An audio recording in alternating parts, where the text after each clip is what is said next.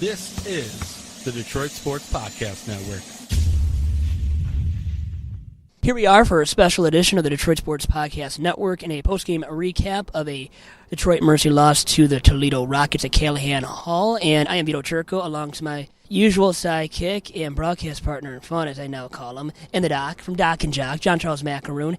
And John, we saw the Titans allow a lot of points to the Rockets and great shooting percentages in the first and second half from Toledo. And Detroit has struggled all year long playing defense. Tell me about what you saw from the Titans and specifically on defense from them against the Rockets tonight. Yeah, Vito, sitting here at Calihan Hall after the game, it was really fascinating, first and foremost, to be part of that press conference with Bakari Alexander. I mean, we'll talk about that shortly, but from the Toledo team, you can see a team that's very talented. I mean, they had an opportunity to play Oakland University at home and basically took it to Oakland.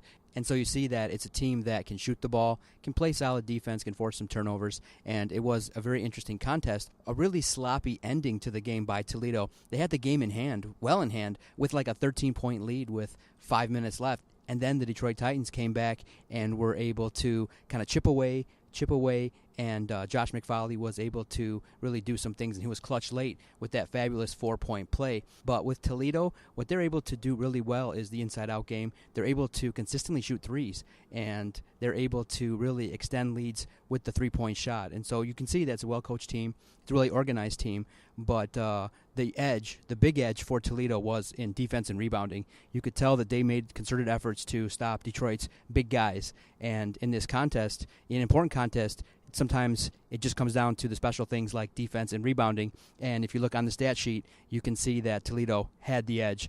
And they were able to pull off a miraculous shot late, Vito. Really outstanding, because Detroit had tied it up after the mistake. Toledo had fouled Josh McFarley, a premier free throw shooter in the Horizon League, and McFarley was clutch. The game was tied, a couple seconds left. Unbelievable three-point shot to end the game.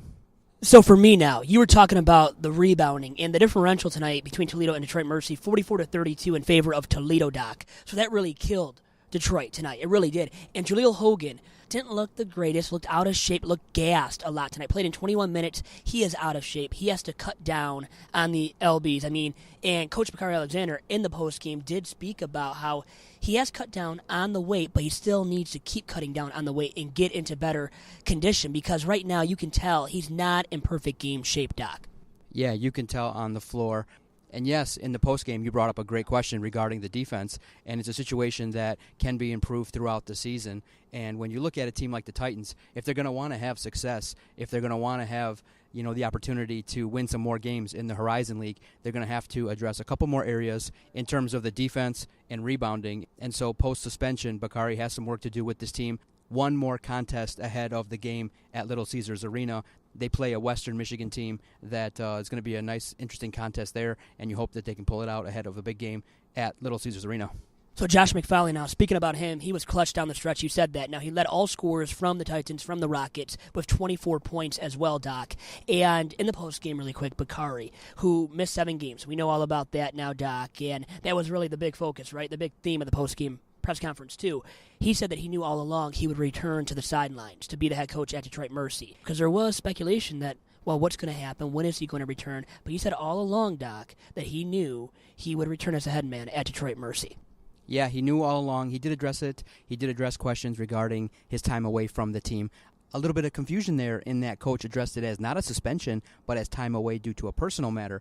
But it was reiterated a couple times that no, it was a personnel matter. So there's still some speculation regarding the incident at hand, and I'm curious to see if this is a story that will be continuing to evolve, or will it be a situation where other stories come up, or will this just go away? Because it's a topic that's being talked about locally, nationally. People are discussing how this event evolved in terms of Bakari's absence from the team. But you can see that the remnants of a team, the Detroit Titans, that can compete in the Horizon League, can look to do a little bit more. But you're going to have, like in any team, you got to have your key players do a lot more. Vito, we definitely have to highlight the offensive prowess of Cameron Chapman.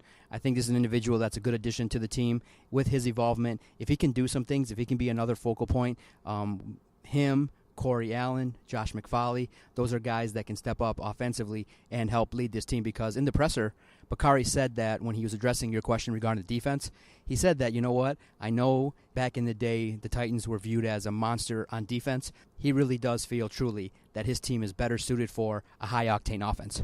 And I think looking into the future for Detroit Mercy, Saturday is the next contest at Calihan against Western Michigan from the MAC. And from my perspective, I would say Detroit Mercy has to improve defensively. Big time, no doubt about it at this point, and in the rebounding category as well. And Jaleel Hogan has to step it up and get into better condition, because if he's not the same player as he was last year, Doc, I believe Detroit Mercy might be in for a long season as it was last year. Absolutely. It will be interesting to see how Detroit evolves after this tough loss. Really fascinating stuff after a tight game all the way through. Toledo pulled ahead a little bit in the second half, but they were able to kind of withstand Detroit's pressure, and give all credit to them. They were able to execute late. And, Doc, with that, let's sign off here from Calihan Hall. I am Vito Churko, and that was the Doc from Doc and Jock, John Charles Macaroon, recapping a loss for the Detroit Mercy Titans, 89-86 to the Toledo Rockets. Goodbye, guys.